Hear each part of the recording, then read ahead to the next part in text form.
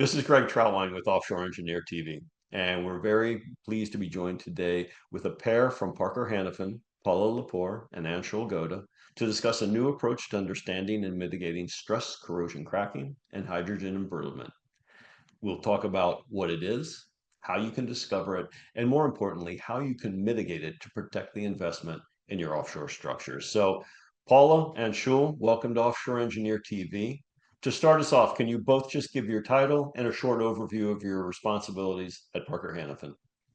Yes, absolutely, Greg. I'm Paula Lepore. I'm the Chief Engineering Manager at Instrumentation Products Division. I have 20 plus years of experience in the offshore industry.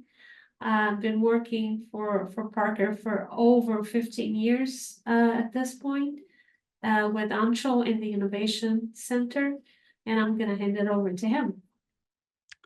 Hi, Greg. Thanks, Paula.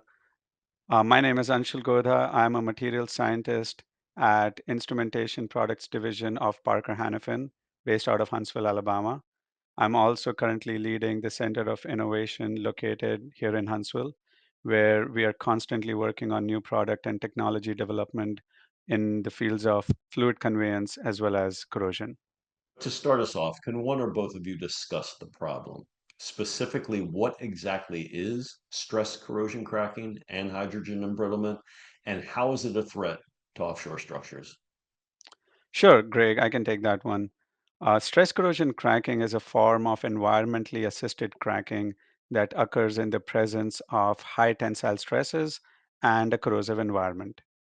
It can lead to sudden catastrophic brittle failures of otherwise ductile materials and therefore can cause significant damage to critical infrastructure like offshore structures, pipelines, and pressure retaining components. Now, hydrogen embrittlement is somewhat similar, except here the embrittlement actually occurs because of hydrogen atoms that diffuse into the metal. Together, stress corrosion cracking and hydrogen embrittlement represent significant threats to offshore structures, especially where materials are exposed to harsh environments and high stresses. In these settings, small cracks can initiate sooner than expected, and they can also propagate faster than expected, compromising the integrity of structures and often leading to costly repairs and safety hazards. Can you discuss some of the very basics, and that being including how you can monitor or test to determine, first and foremost, if there is a problem? Yes, Greg, absolutely. Monitoring and testing for stress corrosion cracking and hydrogen embrittlement, especially in offshore conditions.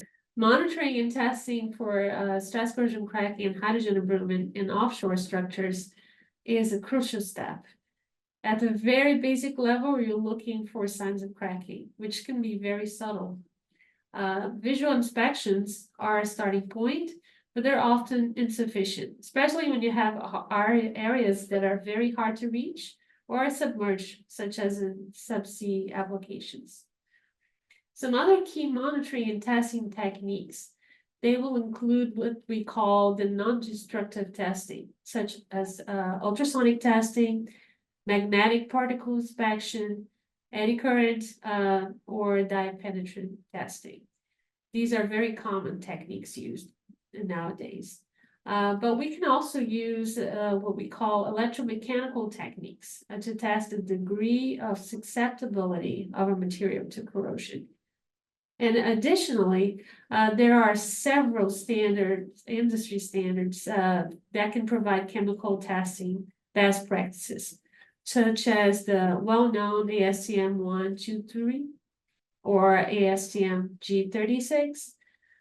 They can also be used to compare different types of alloys and grades. So the other thing that we really recommend is best practices such as a periodic sampling randomly and testing. This will tremendously help with detecting a problem early on in the field. And it's important to note that either one or a combination of several of these techniques they will provide you with the most comprehensive assessment. As the saying goes, an ounce of prevention can be worth a pound of cure. And as you know, most of those watching, understanding the problem and its potential consequences from the start can effectively manage cost and risk later down the line.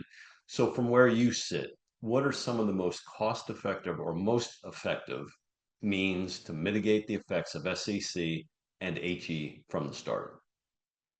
Yes, Greg, that saying is just so true, especially when we are talking about offshore structures. Getting ahead of the problem is just so vital. We can't just fix these problems once they have already begun out there. So, really, we have to start at the very basics, right at the design level. We're always thinking about stresses. The goal is to minimize stresses as much as possible because remember, that's half the problem in SCC. So things like stress relief annealing or making sure that the welding practices are sound are key.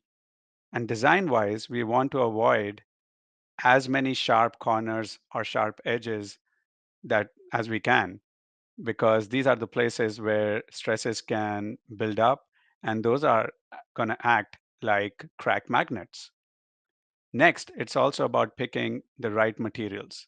We're talking alloys that can handle the harsh environments that today's applications demand. Choosing the right materials that are less prone to stress corrosion cracking or hydrogen embrittlement can save a lot of headaches down the line. And of course, if we can, we need to control the environment as well, as much as possible. This can be done sometimes by using simple things like making sure that there is no unnecessary exposure of our product to the corrosive environments, especially during shipping. And then there are the little things like making sure water can drain properly so we don't have any spots within our systems and structures that where the water can remain stagnant and corrosion can take hold. This is also where working with the right partners can be a game changer. In the long run, things are a lot easier if our partners really understand the problems that are posed by these nasty forms of corrosion and are always implementing best practices during product design, material selection, material processing, machining, and final installation. From where I sit, we're media, obviously. We have our various media across offshore, maritime, and subsea. And from what I've found doing this for 30 plus years, everybody loves a case study, particularly when it's one that provides lessons learned from real world application versus strictly lab results. Do you have any recent case studies that you can discuss, something that gives insights on the latest findings in the field regarding SCC and HE? Yes, Greg, I can highlight at least two interesting case studies. One that comes to mind is definitely related to stress corrosion cracking for chemical injection skids. These structures are commonly used in the oil and gas industry to inject different types of chemical at high pressures to enhance production rates for subsea wells. And these components, parts of these chemical injection skids, they are typically made from heavily cold worked austenitic stainless steels. However, these materials, because of this condition of being hardly or heavily cold worked, they will face significant challenges. Not only they're subjected to extreme pressures, but they also will encounter during their service life highly corrosive chemicals in environments that are rich in chlorides because of the salt spray. So these hard conditions, they create the perfect storm for stress corrosion cracking to set in. Over time, you see that the lead to increased downtime and escalation in costs for maintenance and repairs in these structures if SCC is not stopped by some form of fashion. The other example that's really interesting and we came across recently is on the power generation sector. We see a very similar issue with various types of alloys, including stainless steels. In some instances, you have highly stressed alloys, again, because you need high pressures to operate this type of equipment. And they are suddenly exposed to atomic hydrogen under pressures and very cyclic type of loading. These exposure can definitely cause the hydrogen atoms to then diffuse into the material, leading to what we call a rapid type of embrittlement.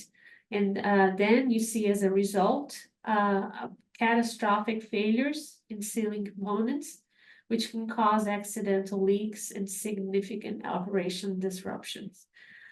Both these examples that I just highlighted are of critical importance, and understanding them in detail, the very level of detail, helps mitigate stress corrosion cracking and hydrogen embrittlement in the real world, not just in, highly controlled lab environments. When you look ahead, what are the technology trends happening today that will help organizations more effectively combat these issues in the future? Sure, that is a great question, Greg. First and foremost, advanced materials development is right at the forefront of our fight with corrosion. We're seeing a massive push towards new alloys and coatings that are specifically designed to resist stress corrosion cracking and hydrogen embrittlement. For instance, researchers are exploring using high performance stainless steels and developing newer nickel based alloys that offer improved resistance to both these phenomena, which could be in the long run a game changer for both the oil and gas as well as the power gen industries. Another trend is the integration of digital technologies. The use of artificial intelligence and machine learning is becoming increasingly prevalent in predictive maintenance. Furthermore, there's a growing focus on real time monitoring systems. Advanced sensors are being developed that can detect early signs of crack initiation, both due to stress corrosion cracking as well as hydrogen embrittlement, and that can go a long way in allowing us to intervene in a timely fashion. Lastly, there's a lot of exciting work happening in both academia as well as industries such as Parker Hannifin in coming up with game changing technologies for the end users. One such technology is the Parker Super Shield process. It is a proprietary solution that can dramatically increase the corrosion resistance of products and still allows our customers to use the conventional alloys that they are most familiar with. We are very excited to offer it to our partners. We will discuss all these aspects of stress corrosion cracking as well as hydrogen embrittlement in more detail in the upcoming webinar. We hope to see you there.